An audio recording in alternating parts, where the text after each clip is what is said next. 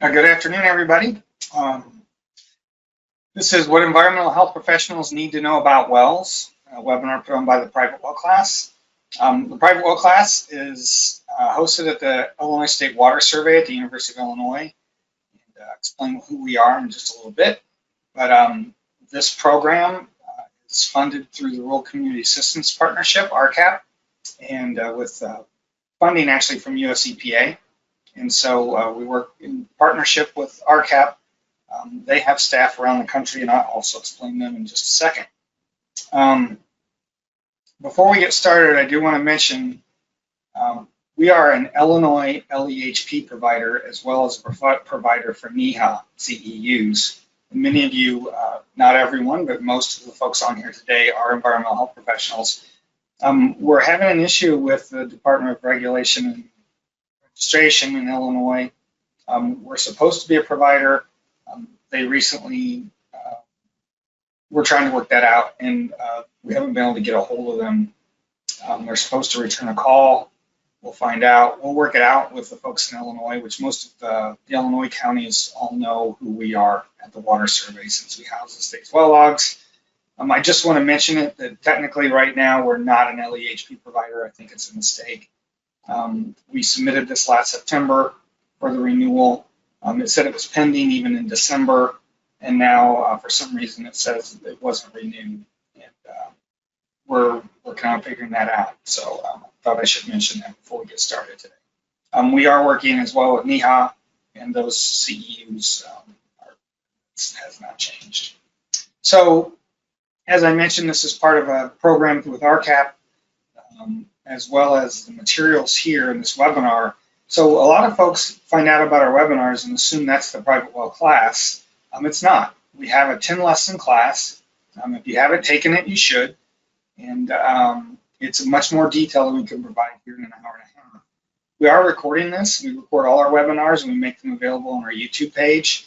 And I'll mention this several times today, but it's always worth going back and looking.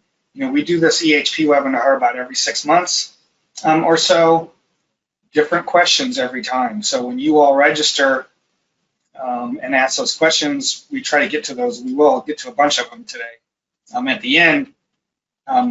But for the webinar, the last time we held it was in September of 20, the questions are different. And so it's worth going back and looking at those recordings just for that part of things if you're really trying to learn. Also, during the webinar today, Katie Buckley, who's on the call with me today, is going to monitor the question and chat box on your GoToWebinar screen. You have a little, on your dashboard thing, you have a place where you can ask questions, and some of you also have a chat.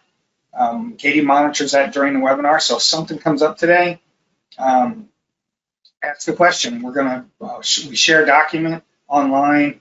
I'll pull that over at the end with any questions that have come up during the webinar that are different from what we've answered. And I do want to mention my daughter, I have a 9-year-old, she's home in school. We have had one time our internet service died in the middle of a webinar, and we had to do it the next day. We don't expect that to happen, but you know, when you're working at home and your conditions are a little different, you just never know for sure. So it's always an adventure. As far as NEHA CE guidelines, their credentialing cycle is 2 years. I just want to mention this. So if your credentialing cycle with NEHA ended on 2/28/21, at the beginning of the last day of February, and you start a new one in March, that means for the next 2 years, you can only take this class once. And so I've listed at the bottom on the right, the class, the other times we've hosted this webinar, and basically it's the same core content. So if you participated in these others, you can't get credit for it again unless you're in a new credentialing cycle. And so also on your GoToWebinar dashboard, there's a handouts tab, and you can download those things, or the NEHA form is there, and Katie will get you more information, as well as if you're interested in a certificate or the slide deck as a PDF, you can email us at info@privatewellclass.org, which Katie monitors. So, and again, we expect to be able to offer Illinois LEHP credits for today too. See what's going on with that. So RCAP, Rural Community Assistance Partnership, in your state, you may know them by a different name. If you're in Texas, it's Communities Unlimited. If you're in Minnesota, it's Midwest Assistance Program. If you're out west, it's Rural Community Assistance Corporation. They're all nonprofits. There's 6 that make up this partnership. There's a national office in DC. And they have folks who are private well experts and working on private well issues around the country, kind of our boots on the ground part of the program. So before COVID, they were putting on workshops. They also, I'm going to mention the assessment tool today. We just did a 4-hour workshop on how to use the assessment tool a couple weeks ago.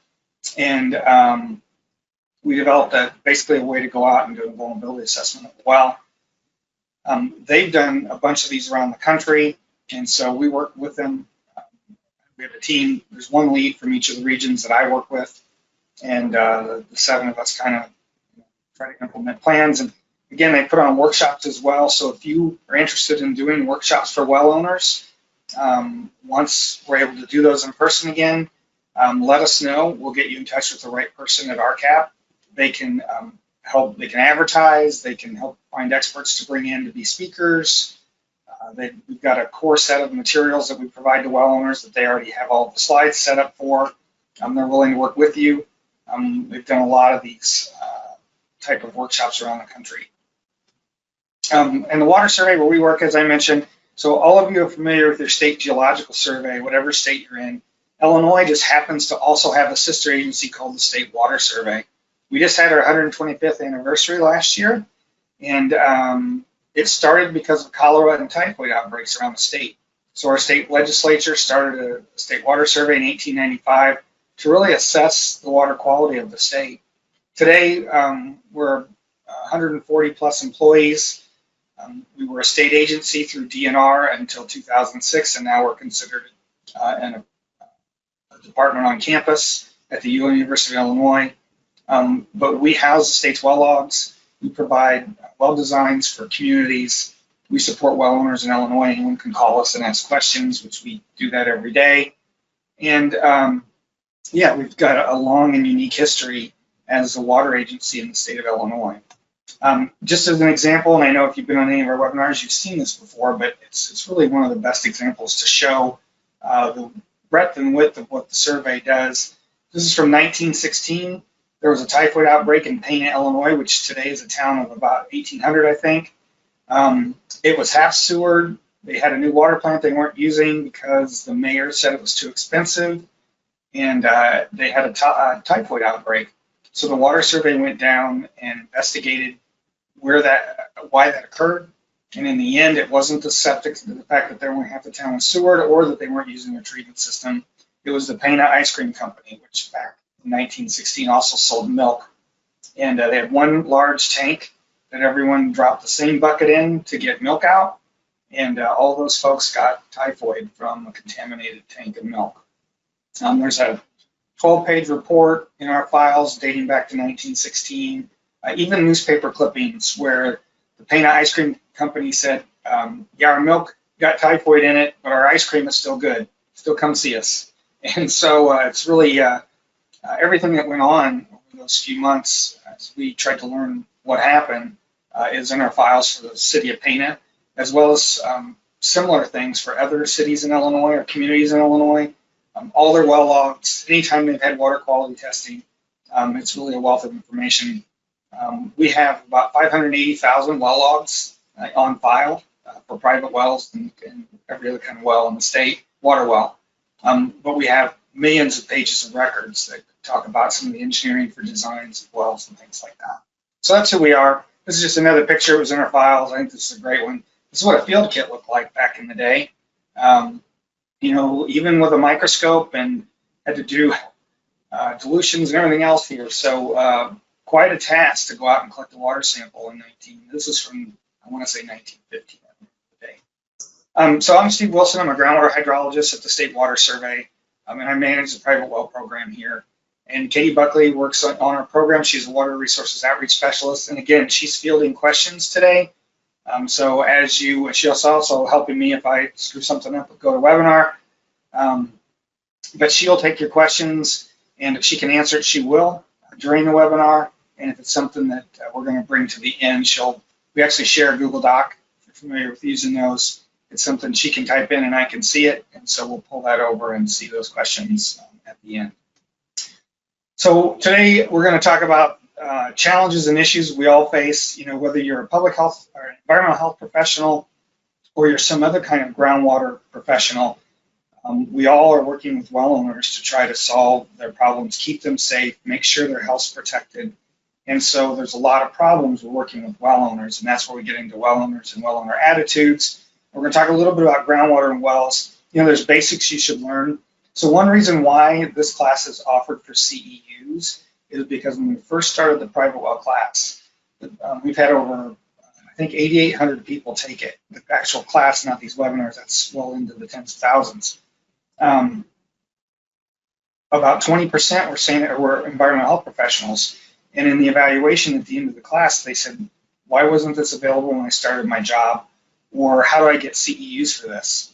And so we reached out to NEHA after that, and 2 years into our program, we became a CE provider through NEHA for that very reason, to support you all in learning more about wells and making that a win-win for everyone who is maintaining their license.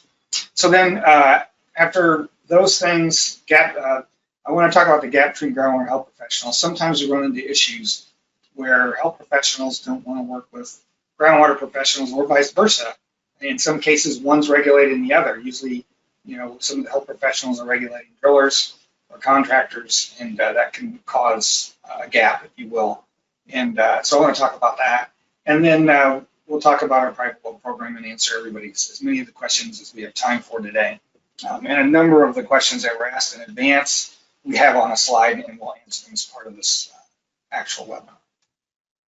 But before we get started, if you weren't aware, this week is Groundwater Awareness Week, which is a program that's the National Groundwater Association has hosted for, I want to say this is the 22nd year. It's usually the second week in March. Every year there's a theme. It's grown so much. I believe last year there were nearly 1,000 websites that are, local health departments, state labs, regulators, and just other professionals in the industry. A lot of drillers do things to promote groundwater awareness this week. And so you can Google Groundwater Awareness Week 2021, and you can find their webpage. This year's theme is, will you speak up for groundwater? And it's really not just about the health side, but also on the quantity side. In some areas, there's just not enough groundwater, or it's becoming more of a rarity, or it's being overused, and there's a lot of issues that folks just take it for granted.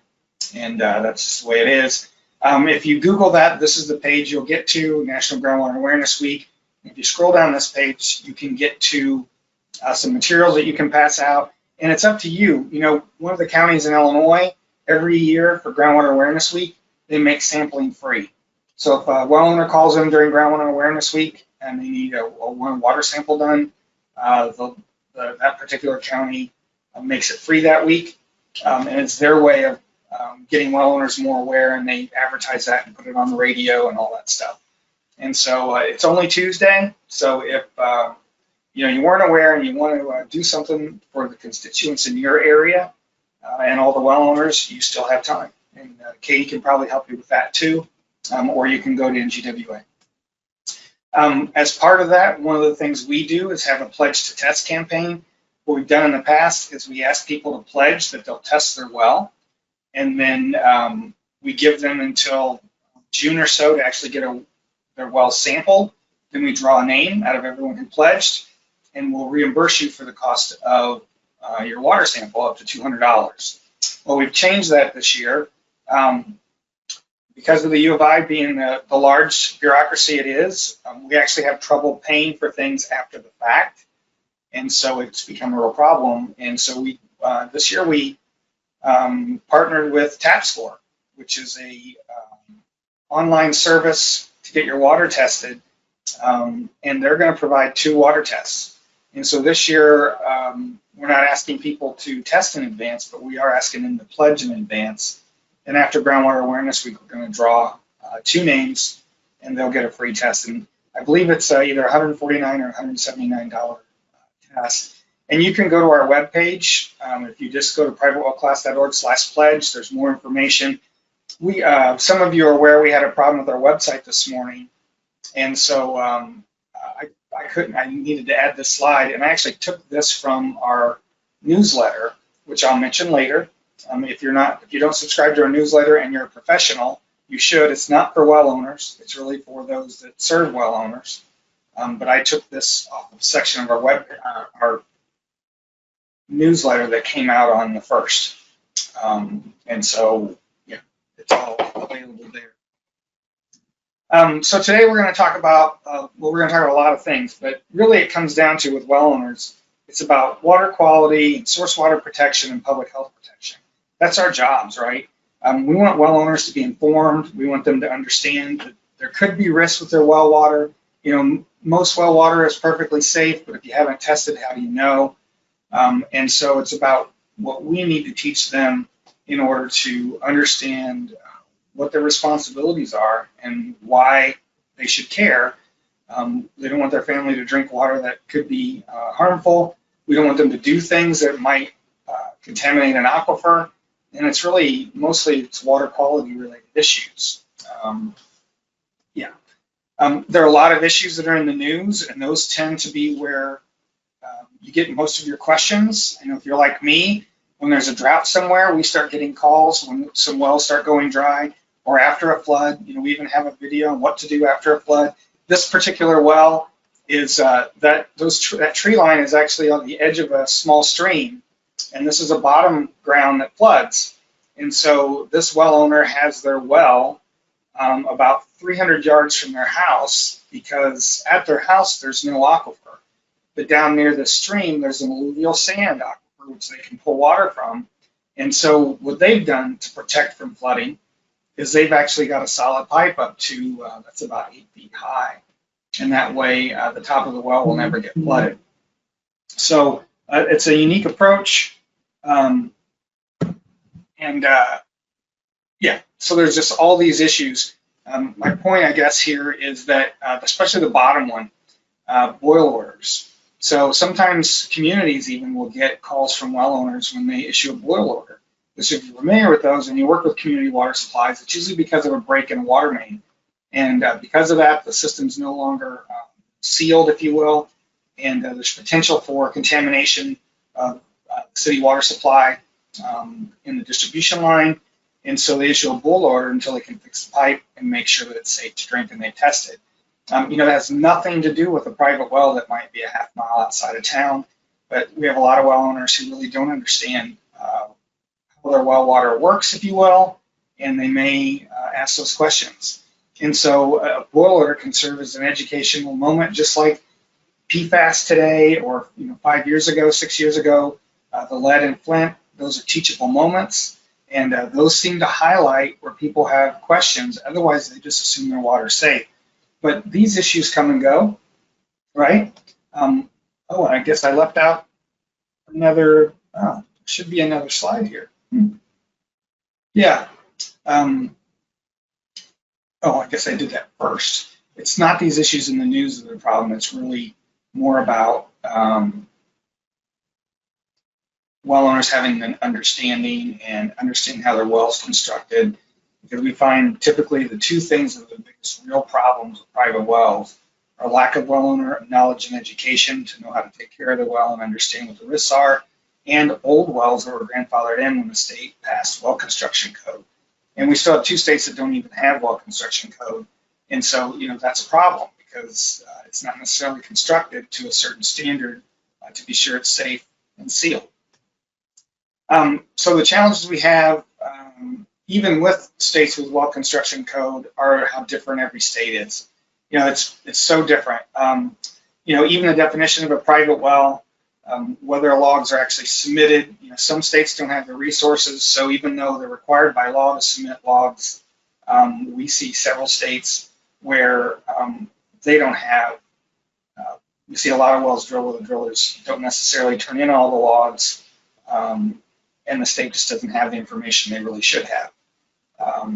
Another example here, I said New Jersey versus Pennsylvania. New Jersey's progressive in that nearly 20 years ago, they passed a law that requires testing at every home sale. That's about 13,000 wells a year. And because of that, that's 260,000 samples in the last 20 years. They really understand, as a state agency, where their water quality issues are in the state. The samples are only shared, the results are only shared with the buyer and the seller. It's up to them to remediate it however they choose, and they don't share that information with anybody else. They only show maps that are on a scale, 2-mile grid, so that it protects individual property rights, versus Pennsylvania, which again currently does not have a well construction code. And although they have a license you can get as a driller, it's not the same as like a license in Illinois where you have to get continuing education and take a test to get a driller's license. In Pennsylvania, anyone can get a driller's license. You just have to submit it. And so it's just not protective for a well owner who may not have a lot of knowledge to have anyone be able to come in and just put in a well for them with whatever materials they want. So we also see county, and this should say county or local health departments or districts aren't adequately trained. Again, when we started our class, we had a lot of people reach out to us and say, why wasn't this available when we started? I had to start inspecting wells and I knew nothing about them, and there just wasn't that much material. What I can say is, we're in our 8th year, I believe. We've really seen an uptick in the amount of information available for professionals who do well inspections and things like that.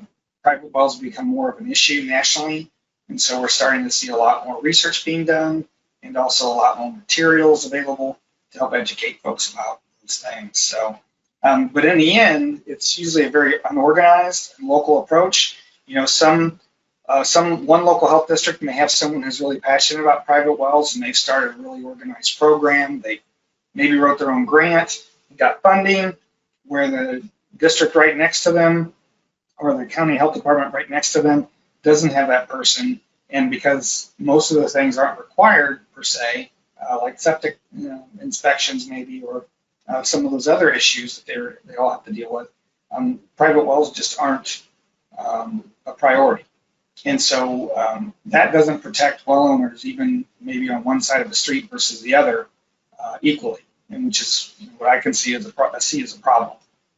And just to mention, one time I mentioned Pennsylvania didn't license their drillers, and someone reached out to me and complained and said, yes, they do.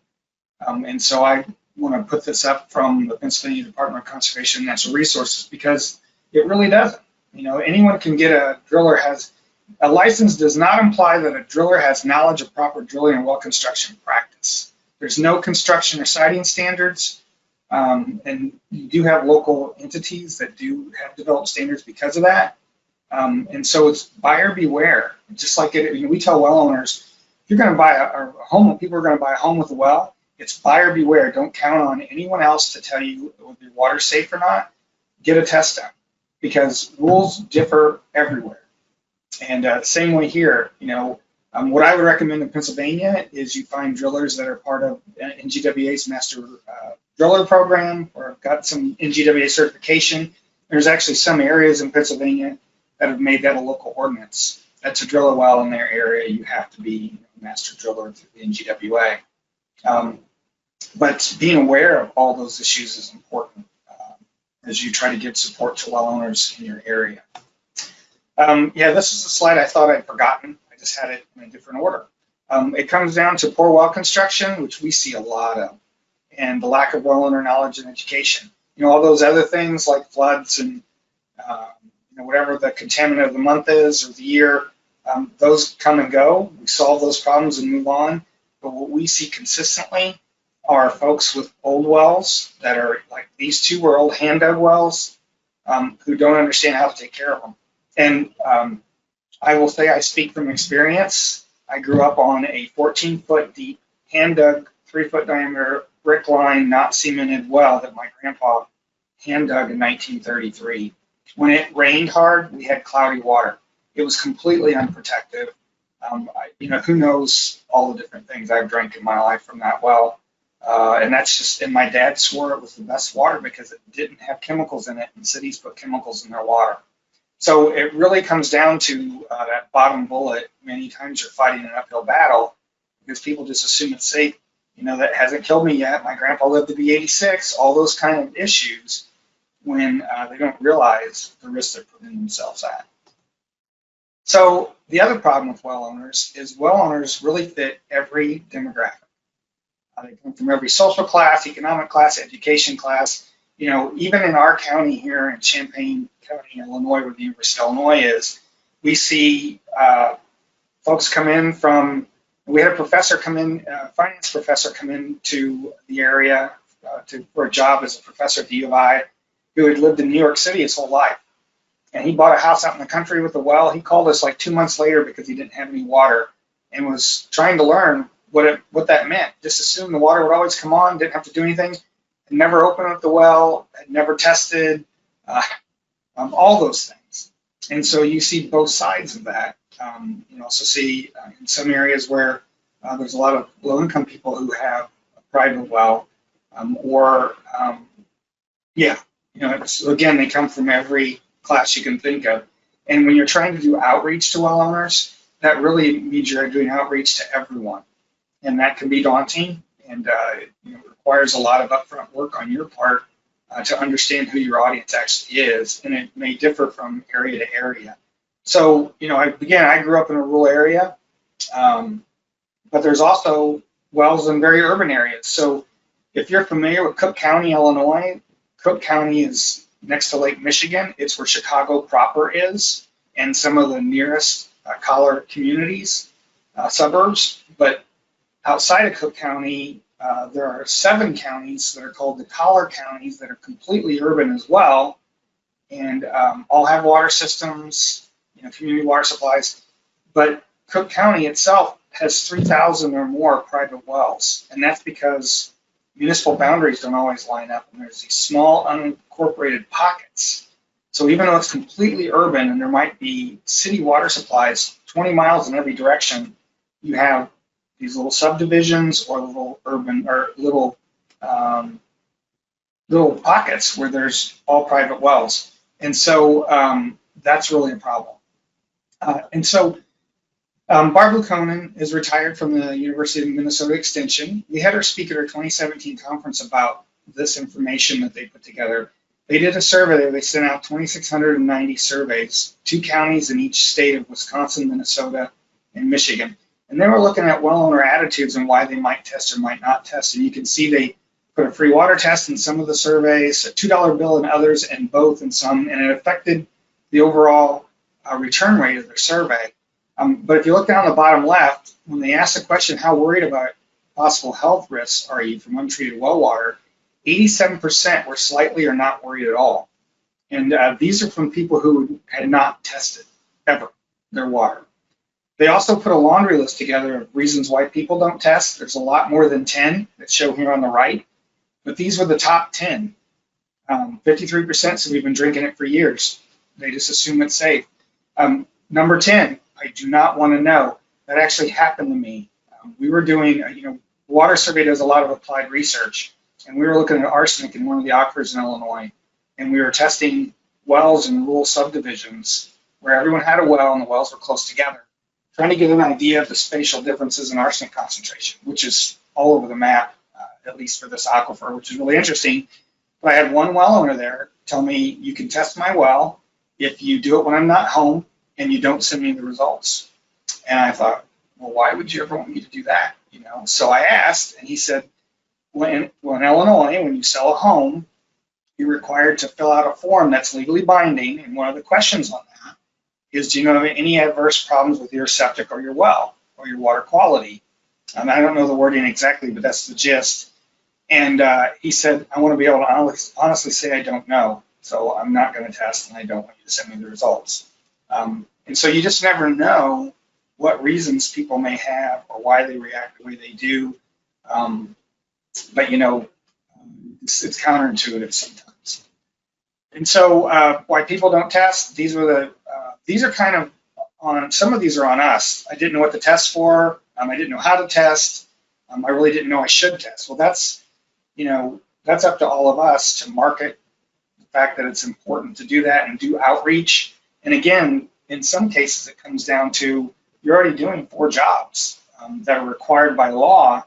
You do wells as something when you get calls from well owners, but you really don't. It's not a program in your health district, your county health department, or whatever that it's you're working on every day.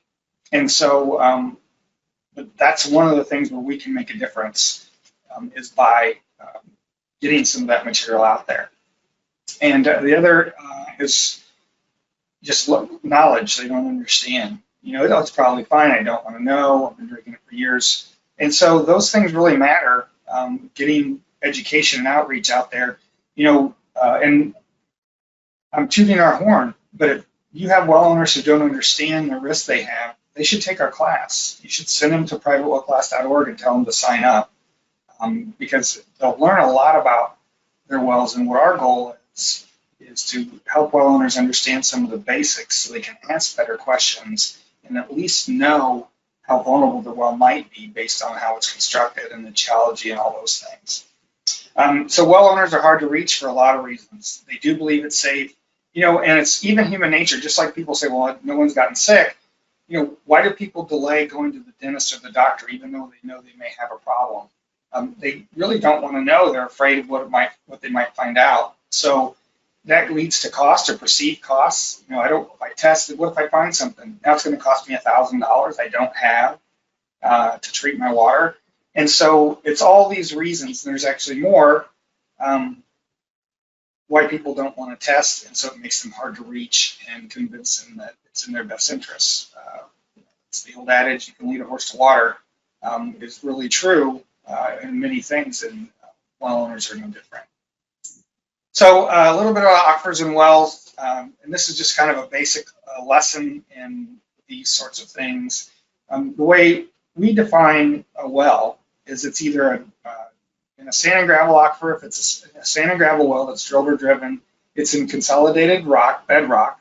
You know, there could be granite or limestone or karst. All those things are drilled into rock. Or when you don't have, quote, a real aquifer, there's no really good aquifer on a location. A lot of times you have a shallow, large diameter well, which is dug or bored, and that's meant to kind of be a storage container for shallow groundwater. So when it rains and it infiltrates into the ground, it seeps into 3 to 4, we've seen 20-foot diameter wells before that were hand dug so that there's enough water. And so it fills up slowly because it's running through, it's moving through the ground through finer materials, clays and silts, because there's no real sand or anything on the surface. And it stores a large quantity overnight, so to speak, so that when you run it in the morning, you have water for showers and everything else. You know, we, especially in Illinois, part of the state's glaciated and part of it isn't, so we have sand and gravel in those areas and bedrock where there's not. You may have 3, 4, 5 choices for how deep to go. And in some cases it matters because the water quality is different in each of those aquifers. And so understanding that is a critical thing. We also have, sometimes we have drillers who are used to drilling one type of well. Maybe they're used to putting in a bedrock well, and they don't really like to work with well screens that you need for a sand and gravel well. They may drill right through a perfectly fine sand and gravel aquifer to get to bedrock, and the water quality is not much different. And so it's also good to understand those things as you start to work with other professionals in the area and understand, who are the people you can rely on and who are just kind of stuck in their ways. So again, a large diameter well is a dug or bored well. It's usually, a lot of them, and this is changing, but a lot of them are concrete tile, so it's like a vertical a 3-foot tile that runs under a road to let water through. This is just placed vertically. You can see underneath this drill rig, underneath the 2 gentlemen, that's a bucket rig, so it's augered down through that large hole, and it takes out a big swath of dirt. They pull it up and dump it, and they're creating a 3 to 4 foot diameter hole in the ground that then they'll put that concrete tile in. And again, the tiles usually set on top of each other, so each of those 4-foot seams allow water in, and that's the traditional way. And some of that's changing. They're using other kinds of material now, and putting holes like, I can't remember I want to say Teflon. That's not right though. Well, anyway, there's other ways to do those. Here's 3 examples. These are all actually dugger bored wells. The one on the upper left is an old hand dug well. So the owner here has put 2x10s and sheets of tin and holding it down with concrete blocks. This happens to be a cattle pasture. It's a well that we sampled in Illinois. And the reason those 4 posts are so rickety and rounded and looked rubbed is because the cattle come over there and use those as scratching posts, as well as do other things right at the well. And so, it's really a poor water supply. The one on the right is the typical construction I mentioned with the concrete tile coming up to the surface and they've got a concrete lid on it. The piping is underground and goes to the home. These are just a pain. You have to put a big breaker bar or something underneath that to lift that and move it if you need to get to anything. And then the one on the bottom left is it's also a large diameter well, but it's got instead of the 3-foot casing coming all the way to the surface like the one on the right, it stops at 10 feet, and then there's a hole in that concrete cap for this pipe to come through. So at the top, it looks like a drill well with a 6-inch casing and a regular red monitoring cap for a sealed well cap, but it's actually a large diameter well. And this is what those look like.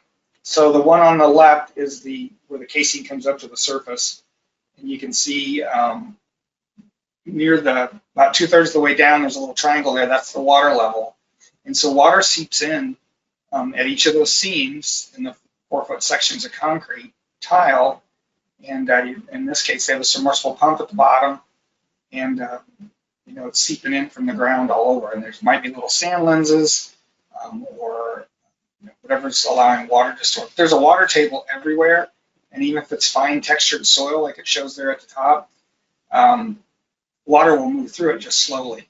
And that's typically why you have to have a large diameter well in the first place. You're trying to store water. The other example is on the right is where just the regular casing comes up to the surface. And this is at Illinois. You can drill a well either of these ways for a large diameter well. And the idea behind having the concrete pad down at 10 feet minimum is that now you can put in clean earth fill or something that's less permeable around the well at the surface for those upper 10 feet, so that it's less likely for infiltration from the surface to get in the well as easily. And so it's a little more protective and makes your well a little less vulnerable.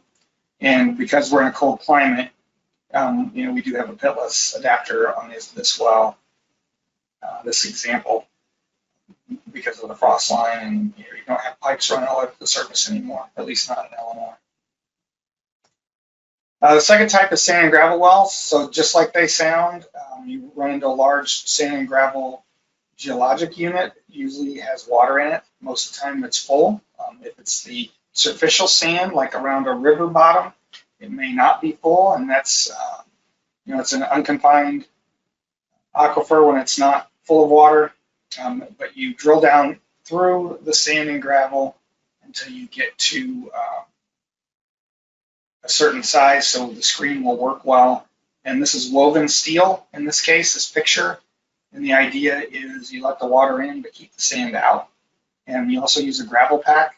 And so you drill a larger hole than the actual casing size so that you can put a certain size gravel around that screen, and it helps keep fine sand from getting through and getting through the screen.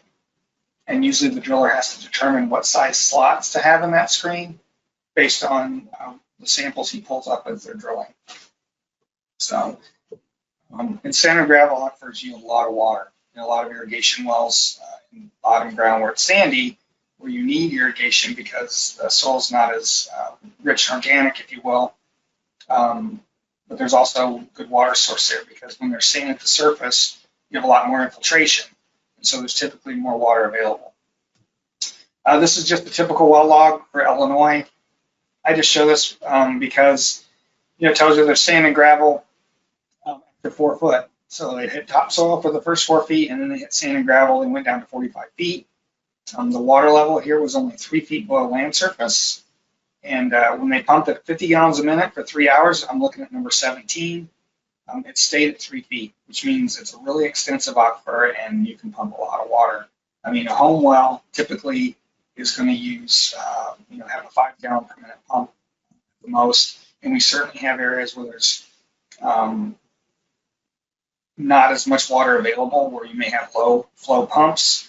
I ran into a guy on the slopes of the western slope of the Rockies in Colorado who had a pump that only pumped either a quarter or a half gallon a minute. And he actually had to pump into a cistern basically 24/7 so that it would have enough water when he needed it. And he pumped from the cistern into his house. And that's all that it would yield. There's no more water available. You couldn't pump it any harder than that. The well would go dry. So yeah, it really depends on where you're at and what you're in. Then the other type is a bedrock well, and this is probably the more prevalent type, and it's because there's more bedrock. I mean, there's bedrock everywhere. You don't have sand and gravel everywhere in the country. And so the difference here, though, and I should have mentioned this, I'm going to go back. With a sand and gravel well, it's solid pipe until you get to the screen. So water's only coming in at the screen. So if you have a 200-foot well that's in sand and gravel, it's solid pipe from ground surface down to 195, let's say, and you've got a 5-foot screen. So water's only coming in the well from 195 to 200 feet below land surface. That's a good thing, because if your annulus is properly sealed and grouted, then any water from the surface or any contaminants from the surface have to go through 195 feet of natural earth material, whether that be rock or sand and clay and gravel, to sand, silt, and clay is what I meant to say, before it can actually get to the well. But with a bedrock well, typically, water doesn't come from rock, right? Solid rock doesn't provide water. It's the cracks in the rock. So instead of having, sand, between the sand grains, the amount of air, if I had a jar of sand in my hand right now, and if it's uniform sand, the porosity or the amount of air space in that jar would be about 30%. So when it's full of water, 30% of the height of your aquifer is water if you took all the sand away. So if you have a 100-foot sand and gravel aquifer, and you took all the sand away, you'd have 30 feet of water over the entire expanse of the aquifer. That's a lot of water. In a bedrock aquifer, you're dependent on fractures, like the little blue line shown here in this picture. But to hit those fractures is so it's almost like pipe flow. When you pump your well and lower the water level, then water's flowing from the fractures into the well to try to recover and make it all level based on pressure. So you can't have casing all the way down, because then your casing is blocking whatever fractures you might hit. So most states now require at least 10 to 20 feet of casing into the bedrock and 50 feet of casing overall, but many older wells didn't require that. Then you need to seed it in the rock so that the casing is solid, but that in places where bedrock's right at the surface, you might only find 10 to 20 feet of casing. And the rest of the well is an open hole. So you drill through the bedrock, you leave it open. You don't have to fill it in, or you don't have to put a casing around it, because the rock's stable. And every time you hit a fracture, that's a place where water can come in. And so what we see here is if you had a 200-foot bedrock well, you might only have 50 feet of casing, which means water can get in the well anywhere from 50 feet down to 200. Or in an extreme case, I was working in New York, looking at some wells where they had a lot of water quality issues, and these were older wells. Many of them had less than 20 feet of casing, and they might have been 300 or 400 feet deep. So if the well owner said, well, I've got a 300-foot well, it doesn't matter. Water can get in at 20 feet because there's only 20 feet of casing. And so they're very vulnerable to contamination. And so knowing how much casing you have is also important with a bedrock well. And hopefully I made that clear. Here's an example. This is an actual a well log for a non-community water supply in Illinois. It's Camp Algonquin. And all our water logs in Illinois, water well logs, are public information. So you can see that anybody can go in and see any well in their area, including their own if there's one on record. But if we look down at the formations passed through, number 18, You could see they hit broken limestone at 187. It was 2 feet thick. And then they hit limestone. And then very bottom, they hit shale. Shale's like cemented clay. So it's not a water supply. It's an aquitard. It doesn't let water through. So they stopped. And the well's finished. It's really water's coming from this limestone. But if you look, the limestone started at 189 and went to 257. The casing record, which is number 15, they used PVC down to 179, so they're still up in the unconsolidated sand and gravel and clay. And then they used black steel for the last 20 feet. So they seeded it 10 feet into the rock, and they used steel because you can break PVC if you twist it too hard or try to seal it too hard, and you use and so with the steel casing, that won't happen. So they used 20 feet of steel, it's a lot more expensive, and then they connected 179 feet of PVC, but then from 199 on down, that well's open. There's no casing whatsoever. And all the limestone, any cracks in the limestone will provide water. And you can see here the static level is 130 feet, and that means that's non-pumping. And since the aquifer doesn't start till, and this had casing down to 199, so the fact that it came up to 130 means it's confined and it's under pressure. So the water level rose to 130, and then they pumped it at 25 gallons per minute, dropped to 160, which is still above the top of the aquifer. So pretty good water supply here, and they probably need it for a camp. But yeah, it's just, there's a lot of good information in your well logs if you know where those are and understand how those might be. And unfortunately, they're very different in every state. Every state, the folks that regulate well construction and require those logs to be filed, it varies widely. So we see some great logs, some poor logs, depending on where you're at. Some are handwritten. We certainly see those, especially the older ones. And there's not a lot you can do about that, but hope that you can work with your drillers and convince them that it's important to have this stuff as clear and filled out as possible. So what do you do about old construction? Again, old wells are grandfathered in. So in Illinois, when we passed a law in 1968, I believe, to require construction code and drillers to file logs, that code has been modified a bunch of times. But any well that was already constructed didn't have to meet the new code. Only what code was there when it was installed, or if it was before 1968, there were no codes, and so they were grandfathered in as well. There's no rules in any state that I know of that require you to make a well meet current code. And so that's where part of the problem comes in. Because these wells are grandfathered in, we see wells in pits, we see a lot of hand dug wells that really shouldn't be used anymore. For instance, where I grew up, there actually is an aquifer at about 90 feet, but my grandfather didn't know that. And my dad didn't feel like there was a need to do anything.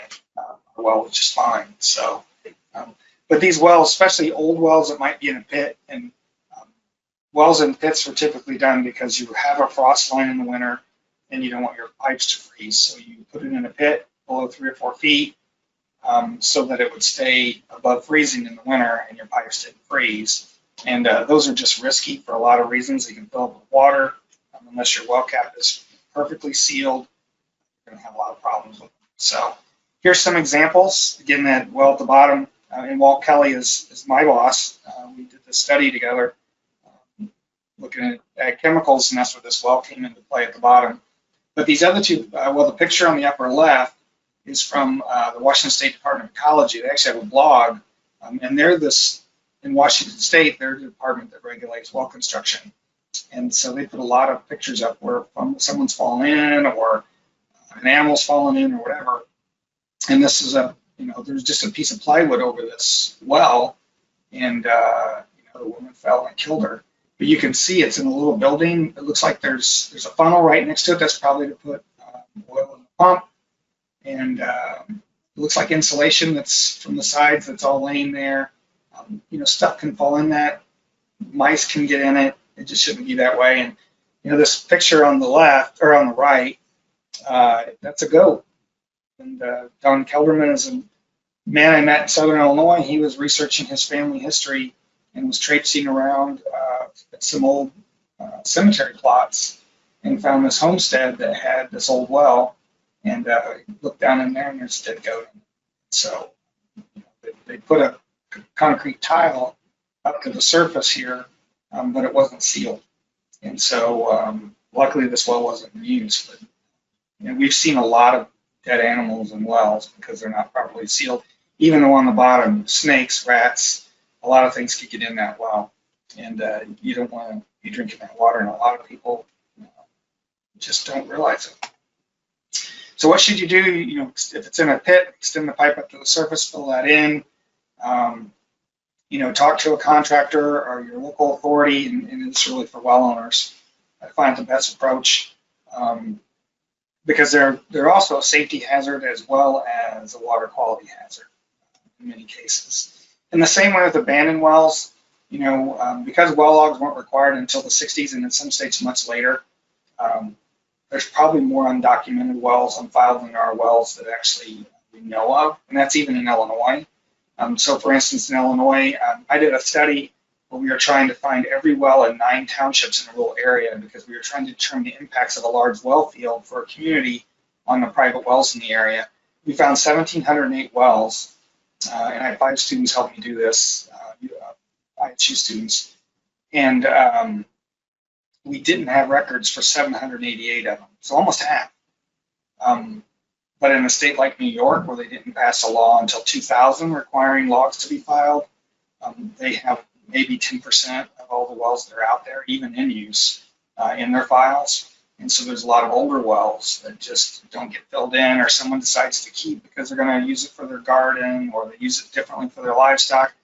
Many of them are in pits or don't have proper seals at the top, or just have a piece of plywood over them. And if you have a well like this, what we tell well owners, you need to get it abandoned. And some of you probably have programs. I know Iowa has a grants to counties program where they might cost share abandoning a well. Some of the soil water conservation districts in the Midwest do the same thing to help people get rid of those wells, because not only are they a safety hazard, but they're a potential source of contamination. People dump stuff in. We did a well sealing demonstration for a well that was actually in a community that's had public water since 1916. Someone bought a house and found an old well in the backyard. When we went to seal that, when the driller pulled off the concrete cap, there were about 10,000 cigarette butts in the well. And that happened because it was had an old hand pump that had long rusted away. And so there's a little 3-inch circle where the hand pump had went through a concrete pad at the top. And the guy smoked outside who owned it before that, and it made a nice place to throw his used cigarette butts. Several lighters too, but you don't know what people are going to do. It's best not to have it there. It's a risk. And if somebody were to fall in one of those, and we tell well owners it's going to be their responsibility, it's just a bad thing. And so here's just another picture. Again, the 2 pictures here are from the Washington State Department of Ecology, from their blog, and this is from several years ago. But one is, there's a horse in the well and they're trying to get him out. Another one here, this guy fell 45 feet. And when you read that story, it's from 2013. He walked away. He's pretty lucky. And as far as these newspaper clippings, these are all from the 90s. But the third one, any of you are old enough to remember Jessica McClure, was covered live on CNN for like 18 hours while they tried to dig her out. She's in Texas. It happens more than people realize is the issue here. So as far as groundwater and health gaps, groundwater is complicated. We've had health researchers come to us and want to work with us on things where they had a hypothesis about, whether there's more cancer in a certain area, and they just look at it like, well, we have this cancer data for these 12 counties. Can we see who's drinking well water and who isn't? Well, there might be 20 different aquifers with all different chemistry in those 12 counties. And there's multiple aquifers in a lot of places where, we see wells that are around 80 feet deep. Some are a large diameter, they might only be 25 or 30. And then there's others that are 300 or 400 or more. And those are all private wells. And so you can't just assume that everyone in all 12 of those counties is actually using the same water. And that much detail doesn't even exist in a lot of places. We know where the major aquifers are, but a lot of, for an individual well, it doesn't take as much water.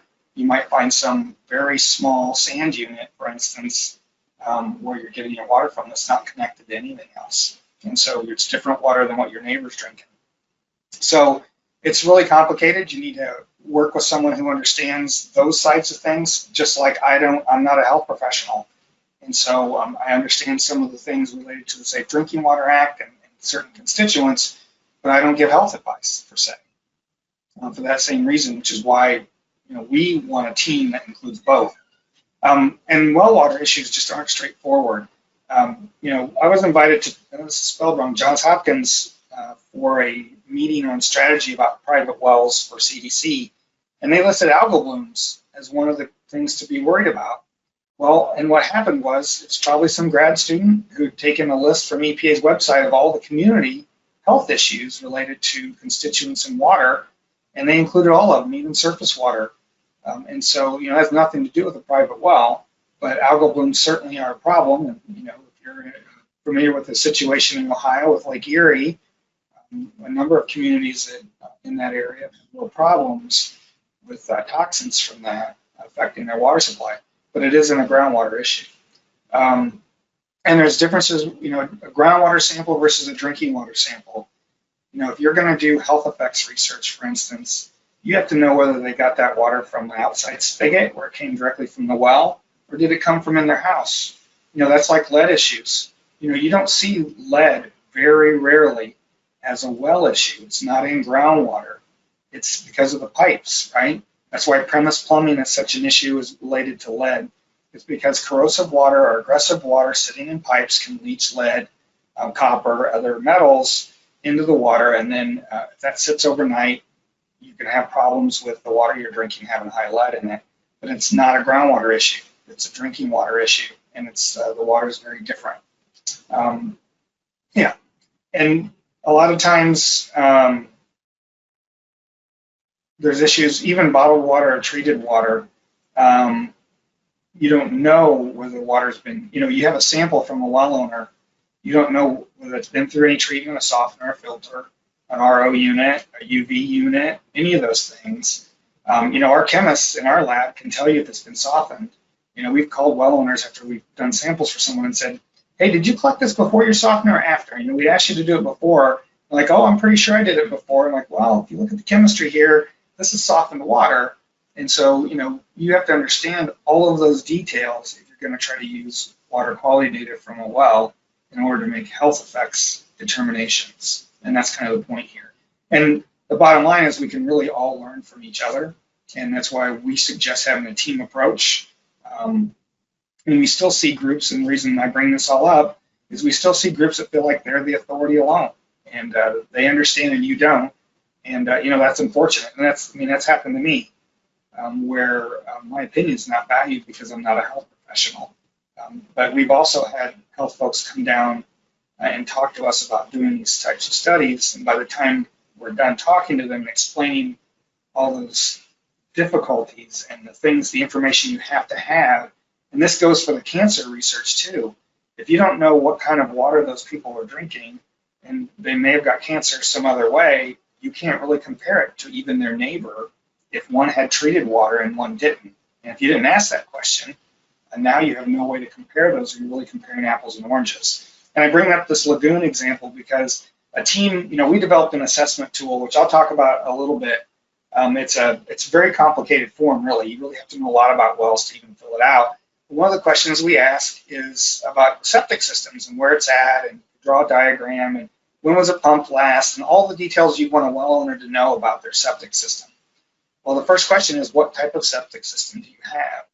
And I've worked in Illinois for over 30 years. I did not realize until this team was put together, and they were from all over the country, but one of them was from one of our local health departments, and she said, well, it was actually somebody from Nebraska who said, you don't have lagoons on here. I'm like, lagoons?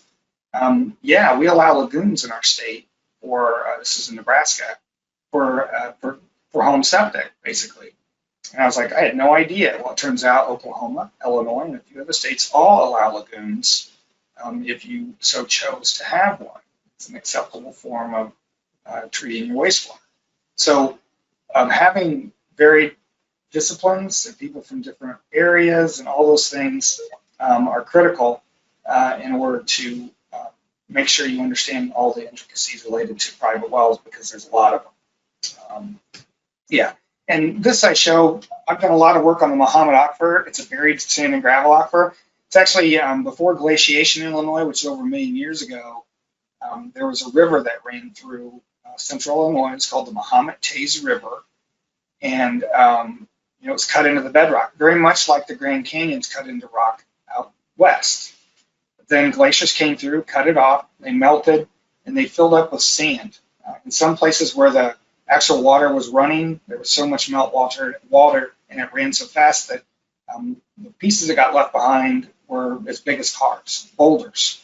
But the Muhammad is a very thick sand and gravel aquifer that sits on top of bedrock, and that's the bottom unit down there. But then there's three other glaciers. There was three total glaciations that came through Illinois, and with each one, after it was done, a land surface formed, trees grew, animals grew. Then another glacier came along and scraped some of it off, left some of it. That's the squiggly lines are where there's still soil from the past glaciation, and you can see there's two different sets of that, or three different sets of that. And so what we have here is the sand has the little dots in it. And in some places you could drill and hit 5 or 6 different sand layers. In other places you might only hit one. And so it's very variable depending on how where you live. These could be a half a mile away from a neighbor who's got a nice well that functions well, puts out a lot of water. It's got 20 feet of sand at the bottom, and you're a half mile away and you hit bedrock before you run into any sand. And this is true. There's an area out in the Muhammad Aquifer where, like this little bump that's in the middle of the bottom of the picture, where the glaciers didn't scrape off all the bedrock and it left an island, so to speak, hanging. And so there's no aquifer there. And so it's understanding that is takes a lot of time in understanding what people might be going through and which unit they might be in. A lot of these sand units are kind of independent of the others, and they can have different chemistry. And so even along an aquifer with distance, if you follow that Mahomet-Taze River where it fills up, now it discharges the aquifer itself. The land surface drops off enough that it discharges into the Illinois River, and in the bottom ground around the Illinois River, it's all sand at the surface, and that's the aquifer at the surface. But 100 miles east, where I live, the aquifer is buried under 250 feet of clay and shallower glacial material, and it's 300 foot of difference of land surface.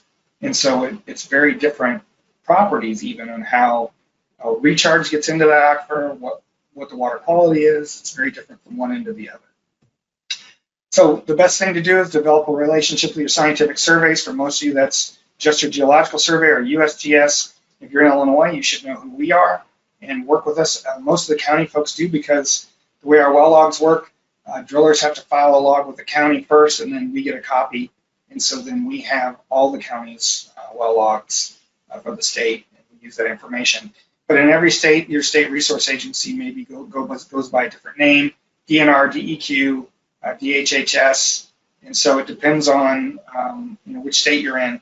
But the folks that make aquifer maps or do water quality maps based on geology, you need to know who those folks are. They're a wealth of information. They're always willing to help.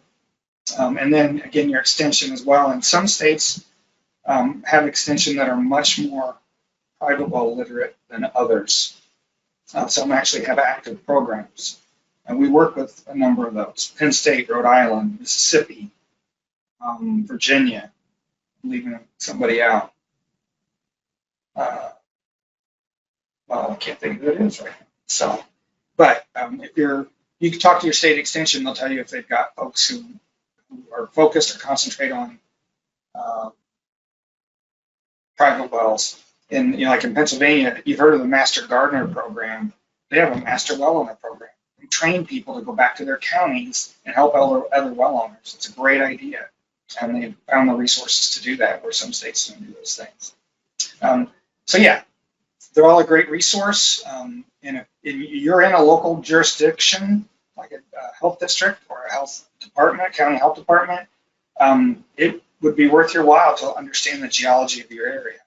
You know, where we have the high arsenic, that county health department, they understand that they've got arsenic, and they make sure that well owners sample for that. But you know, there's some areas in the state where there is no arsenic. There's some states where they have very little arsenic problems, but many states do, at least in some aquifers. And so understanding that natural water quality and who those people are, you can really learn a lot about how to give well owners advice that protects their health.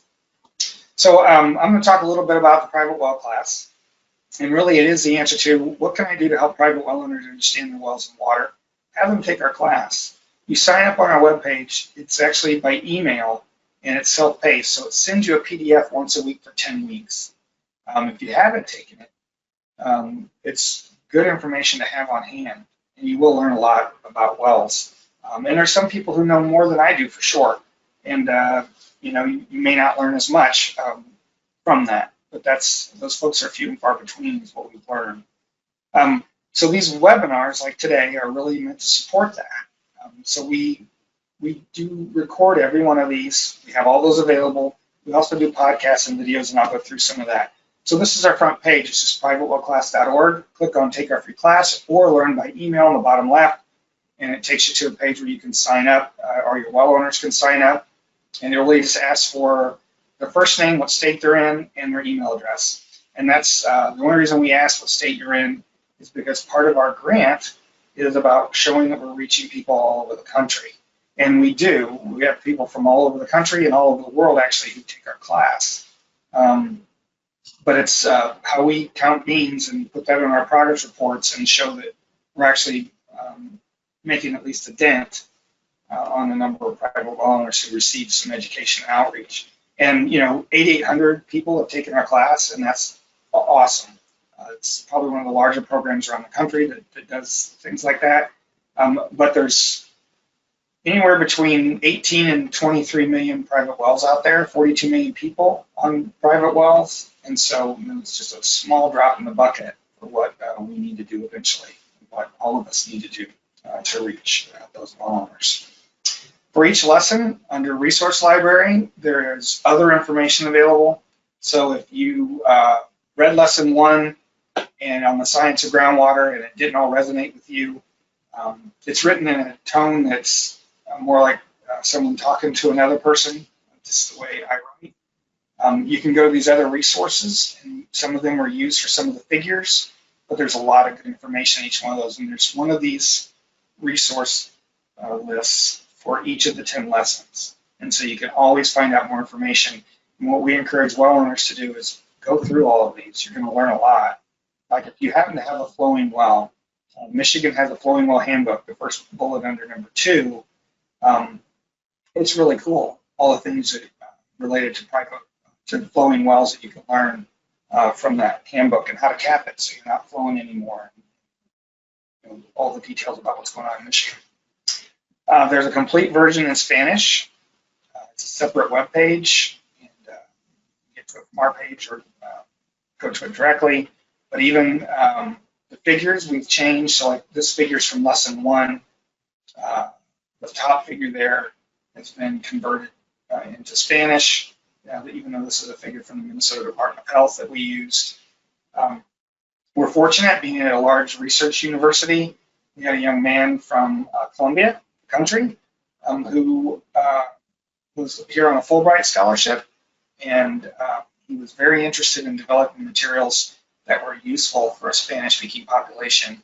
A lot of the translators he felt really sold that information short, and so he did this all himself for us while he was here. And the goal of our program really is to help well owners understand why their well is important, why they need to take care of it, and understand how it works, with the ultimate goal of how they can protect them and their families from risks. So that's, I put this slide up every time I talk because the problem we do have is many well owners take their well for granted and their water for granted.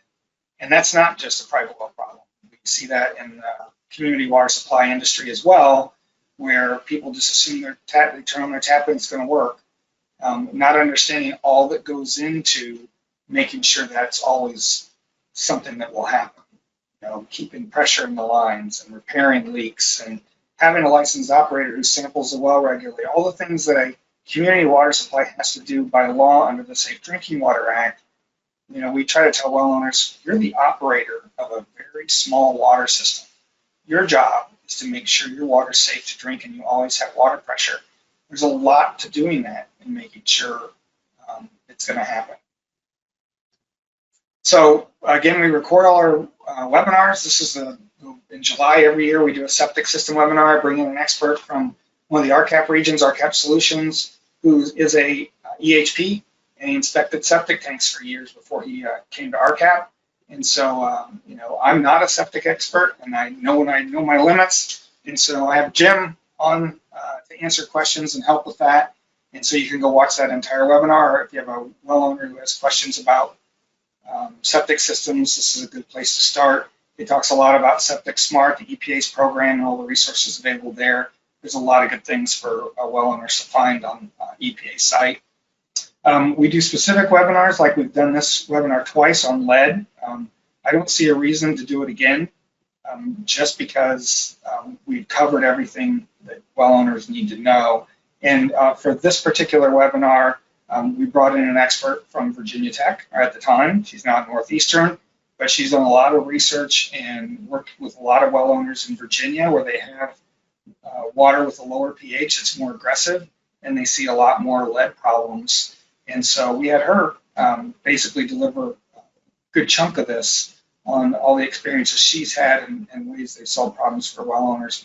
And then for a page like this, we also created one that's privatewellclass.org/lead, and it has links to all the all the information that a well owner needs, so they can find out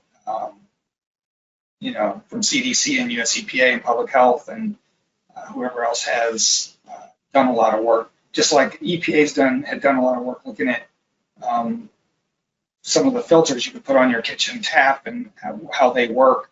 And I was at a meeting where someone gave a presentation and showed that even at 1,500 ppb, some of these units were taking out lead down below what's considered the limit. Say safe, because I think in the end you want zero lead to be safe. Is the only safe amount of lead in a water supply. But they really removed a lot, and it was well beyond what was required by the third-party certification body. So it's good information. We also created a bunch of short 4 to 6 minute videos on topics that are of interest. So like if you have a shared well, I knew of a few shared wells in our area, and you run across it once in a while, but we get more questions about shared wells, which means you have more than one home on a well. The state of Washington actually regulates more than two homes on a well as a special type of public water supply, but no one else does. All the other states follow the Safe Drinking Water Act, which says 15 homes or 25 people to be a public water supply. So we see a lot of places where there's 5 homes on a well, and if you don't have an agreement, or maybe it was an old farmstead where the patriarch of the family built 2 homes for his kids, and now there's 3 homes there and they're all on one well, then 50 years later they decided they're going to sell it, or the family has. Now there's 3 different people living there, and they're all using one well, and not understanding that they all have the same responsibility. What I tell people, if you're not the home that actually has the well on their property, you better make sure you have an agreement, because some of them may just decide they're not going to share anymore, and you're really going to be without water. So it's interesting how all that works. Same with losing pressure. We have a video that's how does my pressure tank work? It's had nearly 400,000 hits since 2016. And it tells us that there's not a lot of good information out there about how your pressure tank works. Also, that a lot of well owners have pressure problems. Either they're undersized, or they expanded their house, or they've added livestock or something that's caused a pressure problem, or they just don't understand how to set their pressure switch. They got it at 2040 instead of 3060, or maybe it's not sized properly and it can't go any higher, but they've added an addition on the top of their house, and now all of a sudden they can't push water up there like they need to. So just a lot of things like that. We also have a podcast. There's only 6 episodes, so to speak, right now. 3 of those are the first 3 lessons, and the others are from RFD Illinois, which is a Farm Bureau network where I went over and been interviewed on the radio, and they graciously allowed us to have those recordings. talking about just different issues related to private wells. And as far as EHPs and what we consider our partners, so we have a partners page, and being a partner really only means you're going to get a newsletter, and we make that available. And it's all free. Everything we do is free, but it's also there's other resources for you, especially as an EHP. We partner with NEHA, and that started with us putting our 10 lessons on their e-learning platform. And so you can go to NEHA's page, and even if you're not a NEHA member, and you can sign up and take each of those lessons. There's a quiz at the end of each one, but each one's with one CE. And then ASHI, which is the home inspectors, they also use that page. They reached out to us, and they already had a relationship with NEHA, and so home inspectors are able to take that as well. You can work with RCAP, as I mentioned before, about hosting workshops. They'd be glad to partner with you. I can get you contacts for any of those folks. And then the assessment tool we developed. It's really like a vulnerability assessment, or if you're familiar with it, in some states you may deal with sanitary surveys for community water supplies. It's like a sanitary survey for a private well. There's no teeth in it at all, but it's something that is available and can walk through the well owner, and it's meant to teach them information. And then again, we have a newsletter, as I mentioned. So if you go to the part under Resource Library, there's a drop down, which I couldn't take a screenshot of, and you can get the partner resources. You sign up here for our newsletter. It comes out once a month. And this is an older slide. I didn't update it because, again, we had a problem with our site this morning, and I meant to. But all our newsletters are there if you want to look at them. This only shows through 46, but we're well up into the 80s, I think, or 70s by now. And you can take a look at our newsletter. If you're interested, sign up. It's free. It comes once a month in your email. This is where I mentioned we did a well sealing demonstration. This is that video that we made from that from a few years ago. And then we've had 2 conferences, national private well conferences, one in 2017 and one in 2019. Knowing that a lot of local health districts and county health departments don't have travel money, we recorded every presentation. So if you want to go and watch the entire conference for either 2017 or 2019, you can do that on our webpage, and they're all on YouTube. And we brought in experts to talk about treatment. We had our second one in Pennsylvania, and this is Todd Giddings, who's a hydrogeologist in Pennsylvania, talking about a local ordinance they developed, because again, there's no state well construction code, and the issues they had as a local group trying to do that. I thought it was relevant.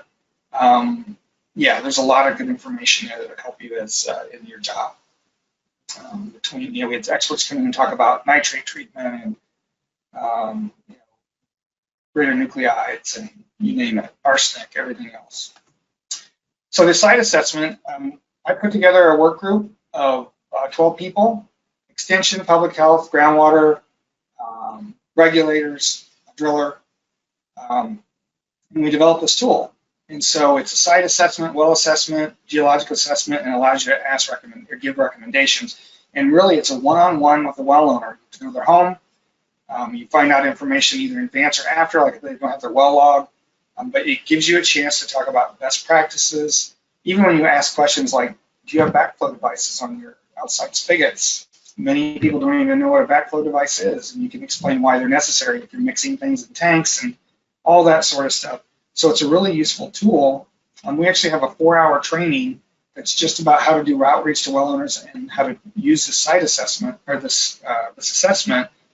And we just did that a couple weeks ago, and we'll do another one this fall.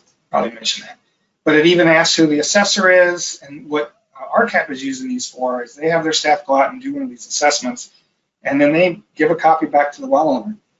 It's really for their information. It's like if you've had your car inspected and there was information that needed to be listed there, like, yeah, their septic system's not at a safe distance, or you name it. And it goes through how they use their water, if there's a well log, who uses the water, all those things. So it's like a sanitary survey, as I mentioned, but it's really meant to be a way to educate well owners about their specific situation and well. And if you've ever inspected wells or done research with wells or went out to somebody's home to look at their well and done that very often, you know that every well is a different situation. There's really no two wells.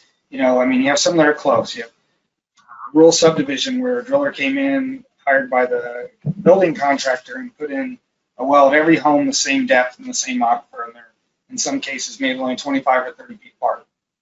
But in most cases, everybody's got a specific situation, and it gives you a chance to go over what they've done or should do or can do. If they're missing a screen in their cap, or they're storing stuff right near the well, or we've seen wells in basements, in houses, under garages, with frogs in them. It's just the list goes on and on and on. But it gives you a chance to promote best practices and encourage that kind of communication. Even to explain that we have a lot of people who won't call their health department, health district, because they're afraid they're going to tell them they can't use their water. And if you're in a health district where you actually have a local ordinance that allows you to do that, you should be upfront with the well owner and let them know that. But those are so rare and few and far between. They're mostly in some of the northeastern states. There's a few local ordinances that do give you that authority, but in most of the country, a local health district or a health department don't have the authority to tell someone they can't drink their water. They've done 2,600 of these around the country, and they do more every year as we keep this program going. We've also put on workshops in person back when we were doing those things to train people on how to use it. So, as I mentioned, we do a 4-hour workshop. It's free. It's worth 4 CEUs through NEHA, our CEs through NEHA. We just did it a few weeks ago. We'll probably do it again this fall.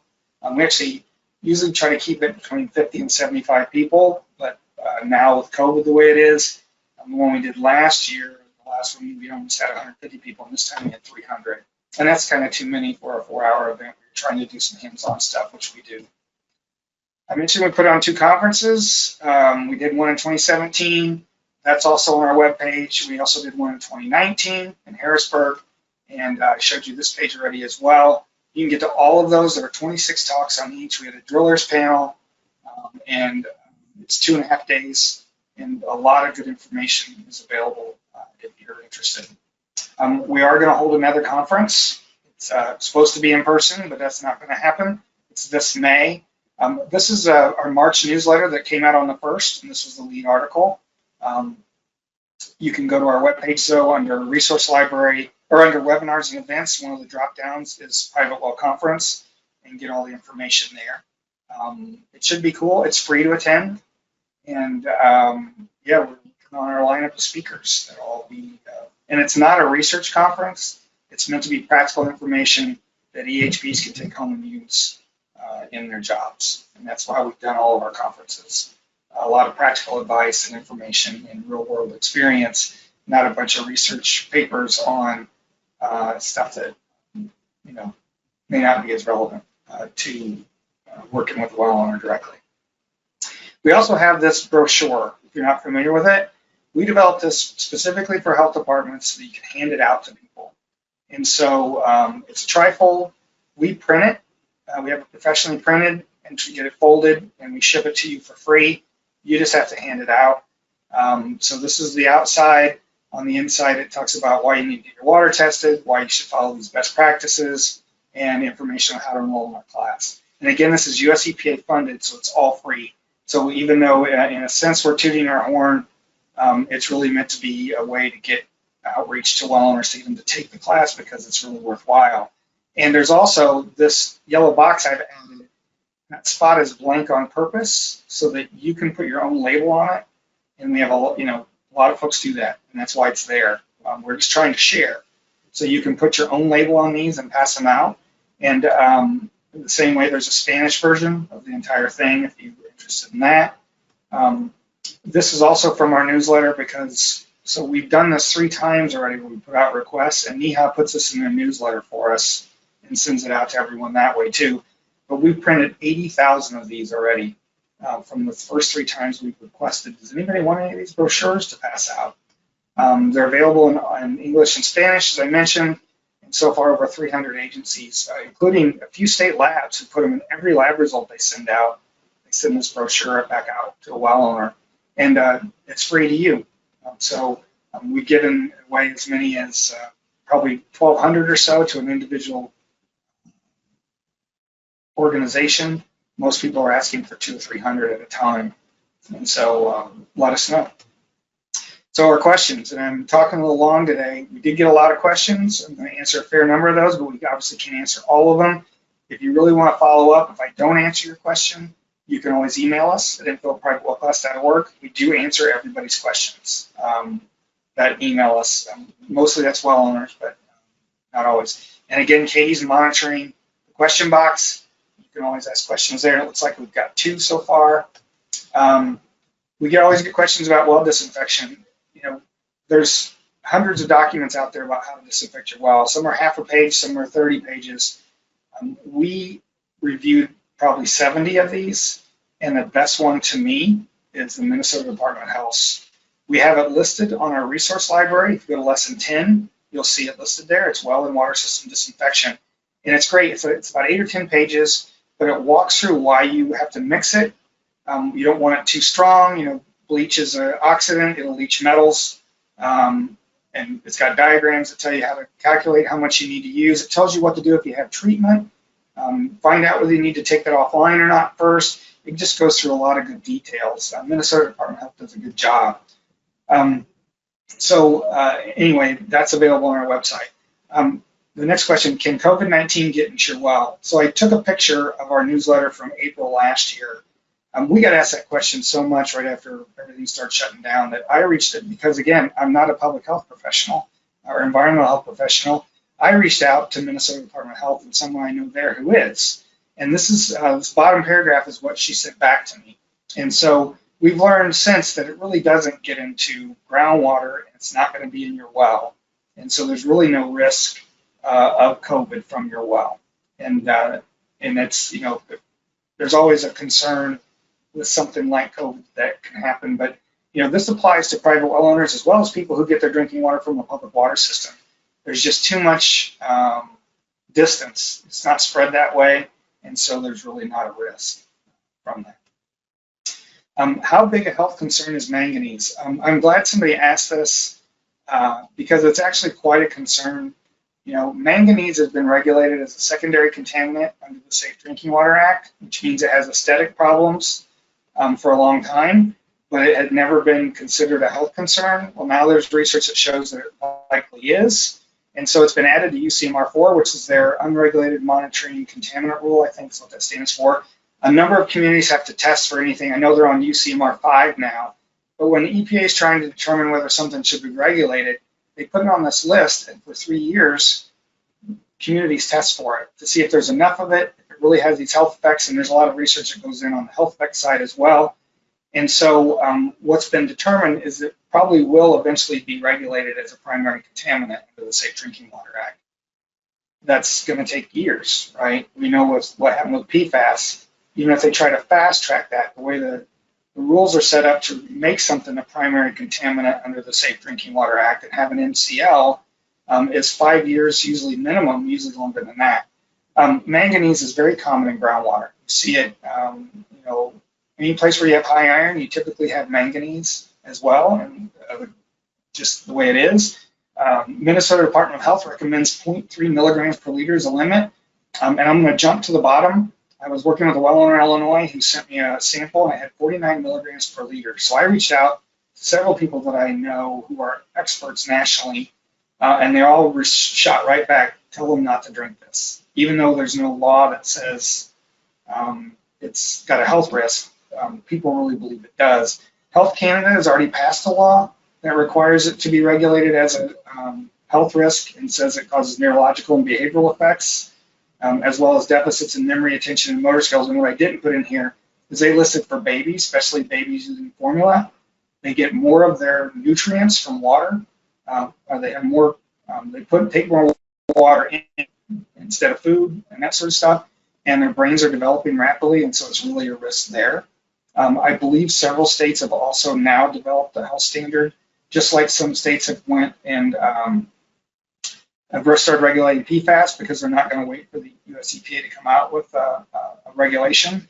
And so we see several states now that have PFAS rules on what limits are. And so communities in those states have to test for it. We see a couple states who've done that now with manganese as well. So, it's a common constituent in groundwater. It's just that simple. And so everyone needs to be aware. And, whenever you see the red staining from iron, some of that's probably manganese. And I didn't show a picture here, but we have a well owner near us here who has, I show a picture of his filter. He's got a 5-micron filter, and he's got the type that really looks like a paint roller.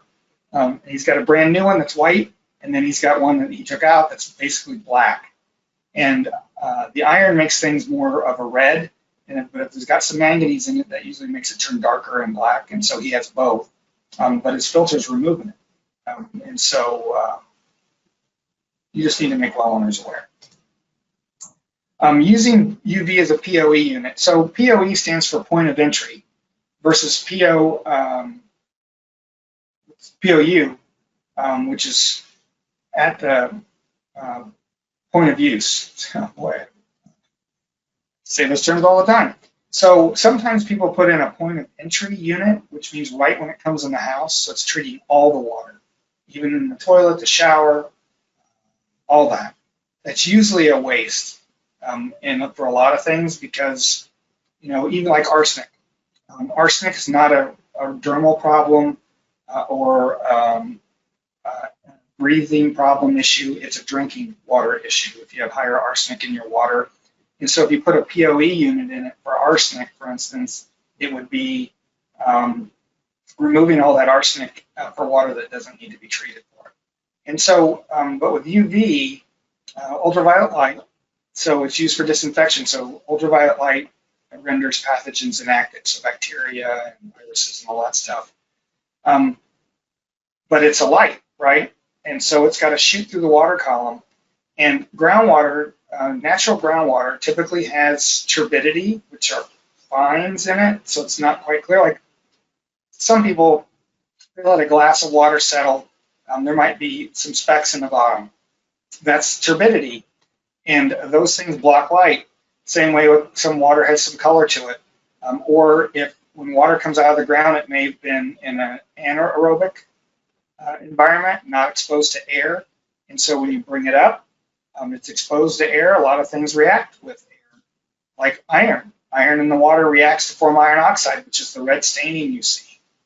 And so that causes additional turbidity that's still in the water. So you really wouldn't want to put a UV system first. You want to run it through a filter and anything else you have for treatment to try to clean it up so that you aren't affecting the capability of the UV light to do its job. It'll make it less effective. And so, yeah, it should always be last, in my opinion. I'll caveat that I'm not a treatment expert. So you should also, the Water Quality Association represents a lot of the treatment folks around the country. They have a list of contractors on their website. You can go there and find somebody local. You can then talk to them and decide if they can be a resource for you.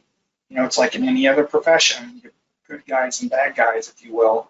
And there's a lot of really great treatment professionals who will give free advice and try to help you make sure that your well owners are being safe, and you just need to find the right one.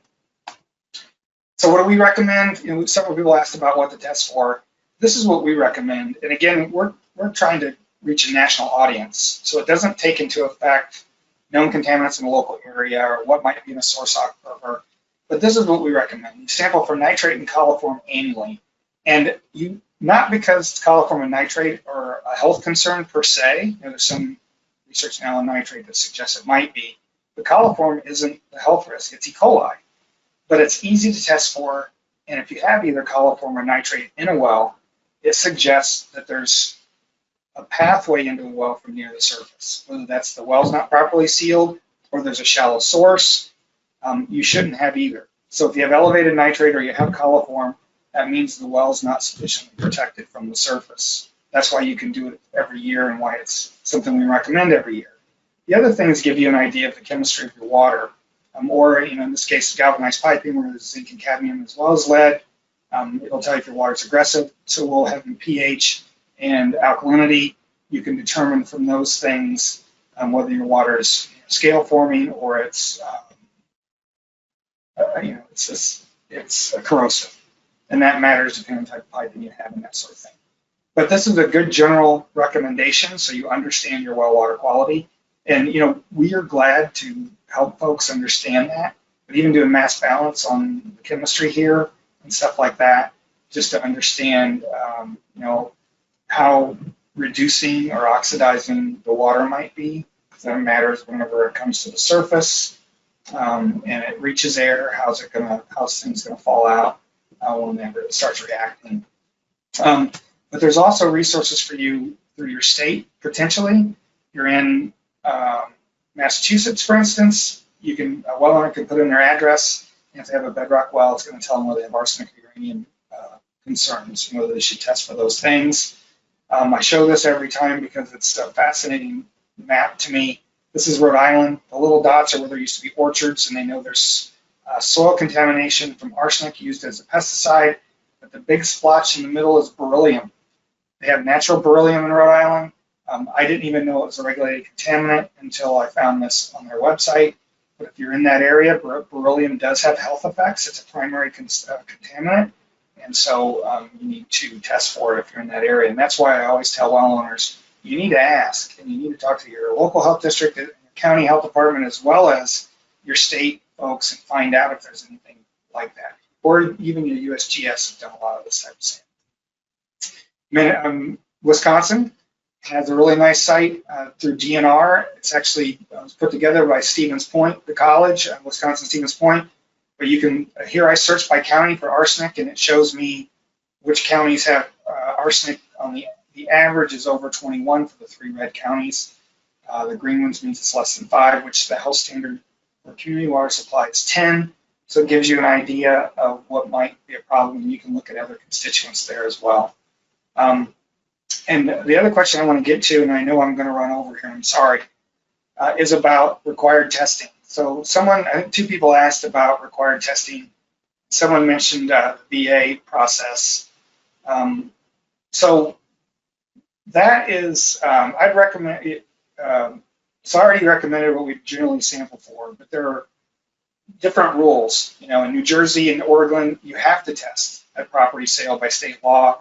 Rhode Island actually even tied it to the building inspectors so that if you test and you find a contaminant, you have to remediate it before the sale can go through. The building inspector has the authority to condemn the property. So they're basically forcing people to sell a home where the water meets, say, Drinking Water Act standards. But the rules are all over the map, depending on what state you're in. We have people contact us about when they bought the property, no one told them there was arsenic in the area, and now 5 years later they tested and it's really high, and they've got 4 kids, and why weren't we protective of them? It's the way the law is in Illinois, and you're not going to change it, and that's why I say it's buyer beware. And I tell every well owner, you should get it tested. Even when if they wait, they might lose the property. Your choice is to have to add treatment later and pay for those costs and maintenance and everything else. But HUD in particular, which also VA and FHA loans use HUD's rules, are particularly concerning. And so what it says, they have this big document, it's over 1,000 pages long. It says the mortgagee must confirm that a connection is made to a public or community water system whenever feasible and available at a reasonable cost. So they're telling you they want you to connect to a public water supply if you can. If that's not possible, then you can use, provided they are functioning properly and meet the requirements of the local health department. So basically, you have to connect to the community water system if you can. But if it doesn't, then it's the local health department. Well, and the question was specifically, we don't have our own rules. So what it says in this document, and this is, you can Google it, HUD 4000.1, when an individual water supply system is present, the mortgagee must ensure that the water quality meets the requirements of the health authority with jurisdiction. If there are no local or state water quality standards, then water quality must meet the standards set by the EPA as presented in the National Primary Drinking Water Regulations. I'm not sure why that's not italics. Basically, it says if your local jurisdiction doesn't have rules and neither does your state, which is many states, you're supposed to meet every regulation under the Safe Drinking Water Act, which means all the primary drinking water constituents. No one does that, right? It would be several $1,000s. And some of it doesn't make sense, like, testing for the toxins related to algal blooms, because you're not going to have that in a well. But that's what their rules say. So we found a group that was sending out letters in support of HUD's rules to help mortgagees get their mortgage, right? And a mortgage company in Michigan had this on their website. And it says, here's what you have to test for. Here's what HUD requires. No, they don't. HUD had this requirement in the late 1990s. They had a mortgagee letter that said, this is what you test for. And they superseded that in like 2001 and made that invalid. So this is not the requirement anymore. It hasn't been for 20 years. And yet this is being passed around as what's required by HUD. And so I guess I shouldn't have went past that yet. So if you run into this, try to make everybody aware. I've done everything in my power to get to HUD, to USDA, and get to someone who can help. I think we need HUD to set a sensible list of constituents that people can use nationwide. And that hasn't, I've been unsuccessful. And I've got to HUD, met with somebody there several times, but it hasn't gone anywhere. USDA, I made some progress, and then the person I was dealing with retired. It's really a conundrum, and it's really frustrating because everyone should be protected equally, in my opinion. And expecting well owners to understand all this, even realtors, we share this with realtors every time we do a realtor webinar. And it's honestly the first time we've been asked on the EHP program, and I wish I would have thought of it sooner because I'm sure you get a lot of questions about that. So what mechanism might accelerate or retard the contamination of nitrate in our wells vis-a-vis borehole depths, non-uniformity material? So my boss, Walt Kelly, has done a lot of this, and this is his answer. He's done a lot of research related to it, and basically, you really can't change the rate of nitrate movement in the subsurface, but you can degrade it in the nitrogen cycle. But it requires low oxygen environment, so near the surface where the water, where shallow, unconfined aquifer, where you're going to have a lot of oxygen, or where the water level fluctuates, and so it's air part of the time, it gets entrained in some of the particles, you're going to have a harder time doing anything with it. But it's also then, it gets bound up in some cases. So, what we tell people, if they have a shallow, if they have an aquifer that's at the surface, like a sand and gravel aquifer, I drill all the way to the bottom and put my screen at the very bottom. If there's 150 feet of sand, great. And put your screen down at 150 feet because it does get, sand is a natural filter. It gets used by bacteria that's naturally in the ground. And so it can persist, but it's less likely the further you away are from the surface because it does get broken down. I get asked this question frequently: how can a septic system contaminate my drinking water when I'm drawing water from 200 feet below ground surface, assuming it's properly sealed and installed? So it's unlikely that you'd have issues if that's the case.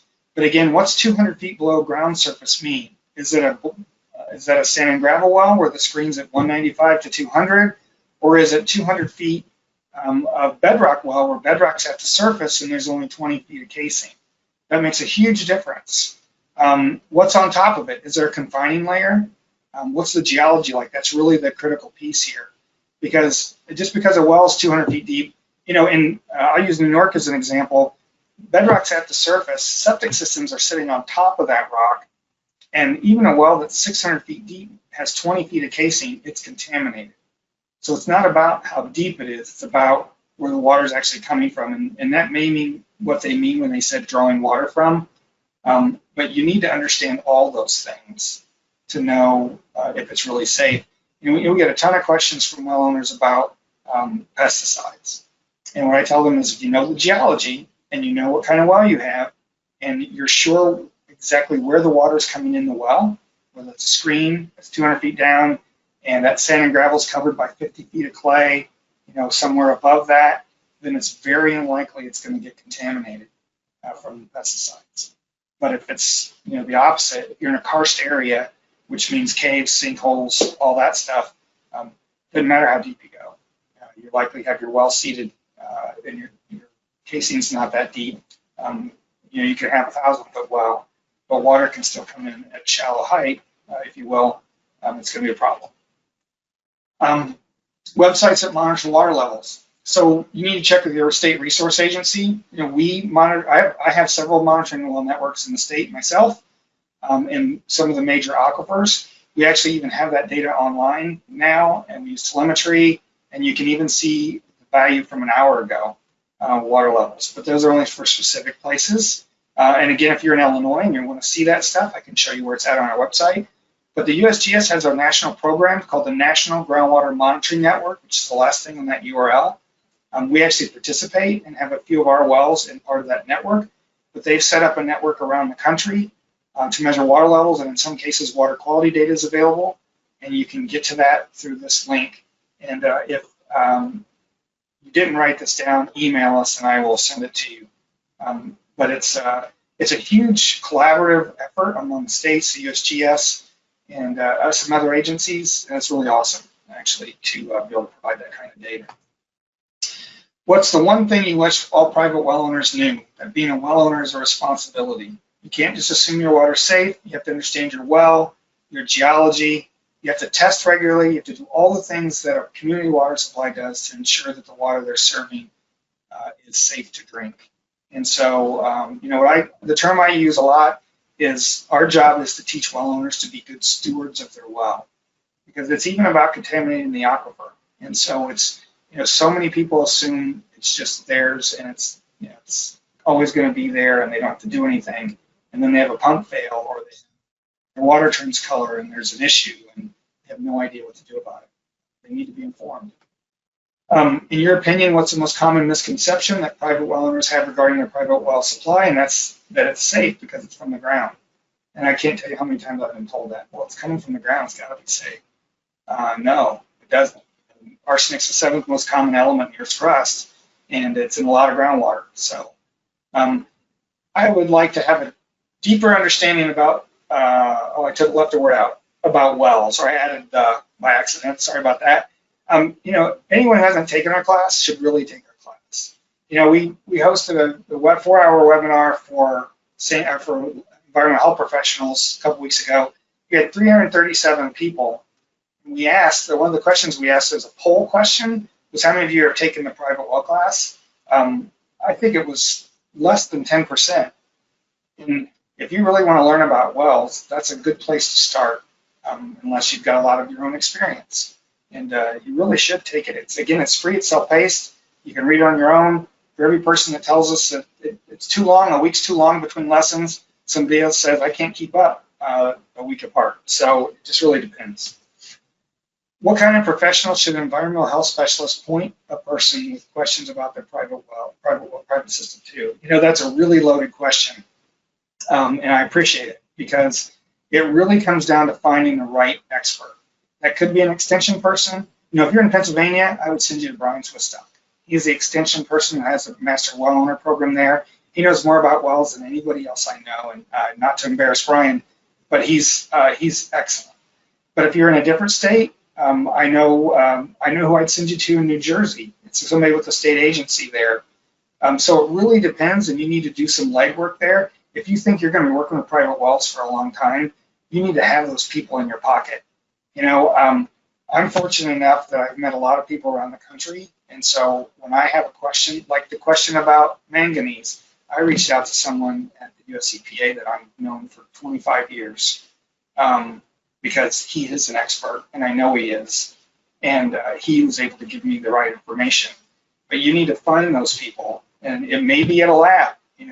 We preach to labs all the time. Well owners call labs and want to know what to test for. If you can't tell them, I tell well owners to go find another lab, but there's some labs that have that expertise.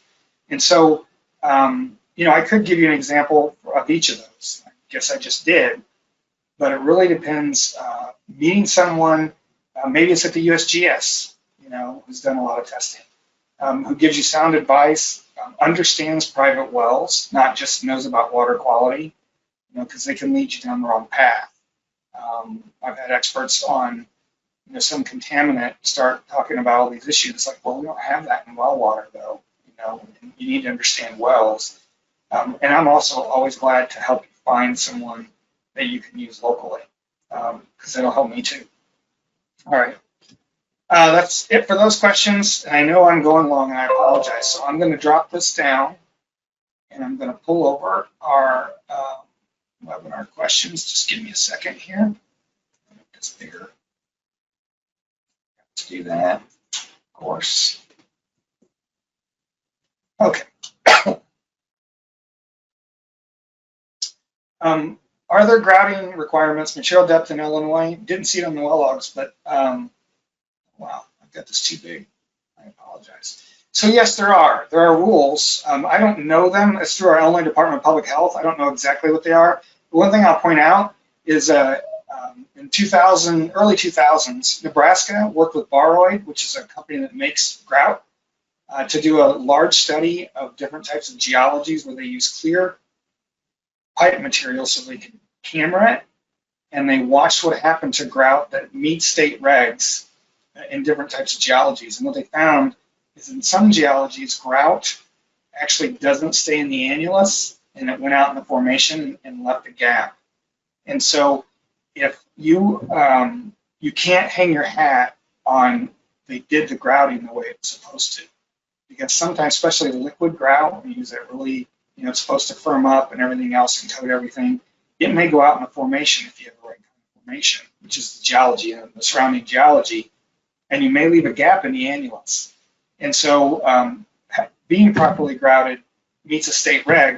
It doesn't mean that that couldn't be a source of problem at some point. And it's not common. And I don't have any idea. You'd want to look at that stuff and look it up.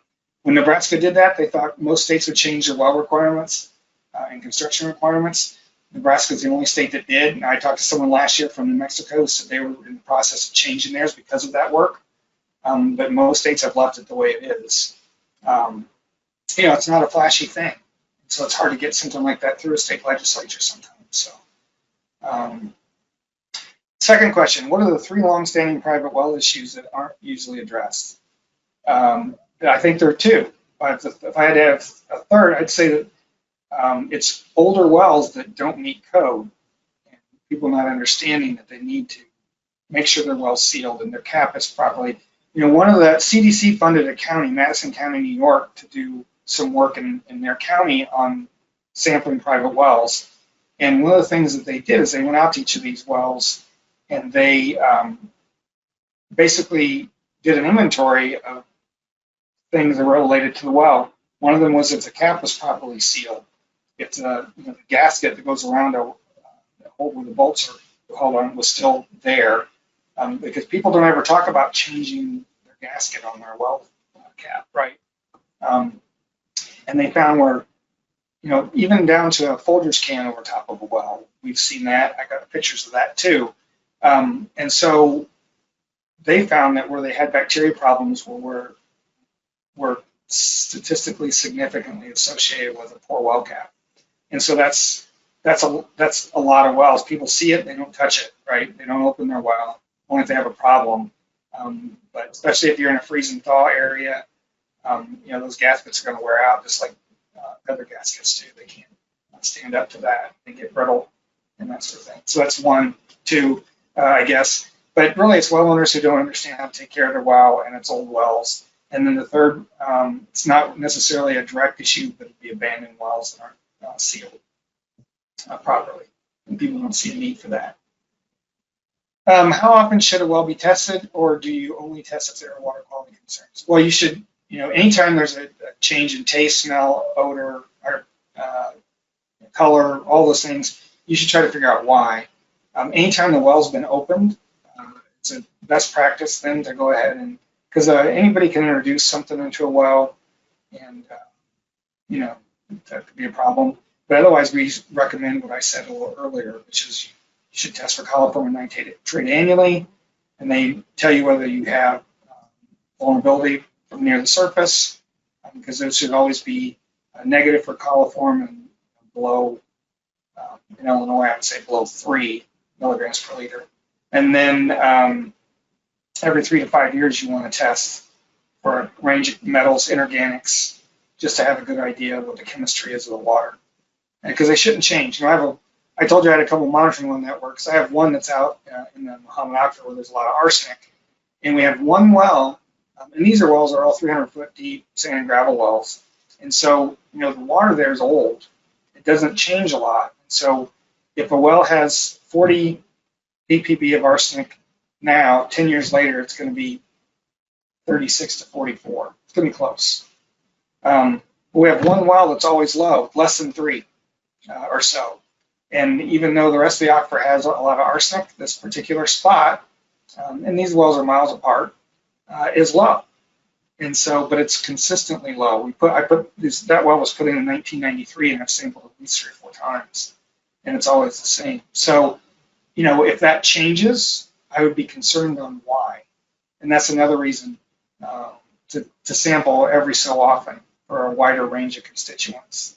Because it should, groundwater, unless it's shallow like a dug or bored well, that water chemistry is going to vary by the rain. It could, it's going to vary by the last season at least, because it's using shallow groundwater. But in a drilled well, it should be fairly consistent. What reason should coliform bacteria and nitrate be sampled for? It's what I just said. You test for coliform and nitrate because they indicate a pathway into your well. They're not a health concern themselves. Nitrate obviously is bad for babies, pregnant women, babies under, CDC says 6 months of age. I'd say just to be safe later than that, because nitrate turns to nitrite. It binds with the blood, hemoglobin in your blood. It replaces the oxygen. That's what causes blue baby syndrome or blue baby disease, which has a really long name that I never remember. But that's specifically for nitrate and only for babies. Also, what should fluoride, iron, arsenic, and chloride be sampled for? It's, as I said, it's so that you understand, there is natural occurring fluoride in the world. We have a few areas in Illinois where, a lot of communities add fluoride at a certain level, but over I can't remember, I think they're supposed to add a half part per million. I might have getting this wrong there. But if it's over 3 or 4, it can all of a sudden it becomes a health risk. And we do have areas where there's natural fluoride that's higher than that. And so that's a lot of these things, I say inorganics and metals, you say that to a lab, they should have a suite of constituents for each. And that's, iron, manganese, arsenic, a number of others, but also alkalinity and pH. They tell you what the water chemistry is, so that someone who's qualified can tell you, whether that water is normal, what is it risk for? Is it corrosive? Is it scale forming? A lot of general chemistry things like that. So, all right, that's it. Looks like. Again, if you're looking for CEs, please email us at info@privatewellclass.org. After these webinars, you also will get an email saying thanks for attending. For those of you that were here, for those of you that registered but didn't attend, you'll get an email saying sorry you missed us. And I think both of those are linked to my email address, so you can also email me if you have any questions. But if you're looking for CEs, this is the email to use. But I'd be glad to talk to any of you down the road. And yeah, I appreciate everyone's time. And thanks for hanging on. I'm sorry I went so long. I'm a talker. So, all right, Katie, when I shut this down, I think I'm going to lose you. So thanks for all your help today. Thank you.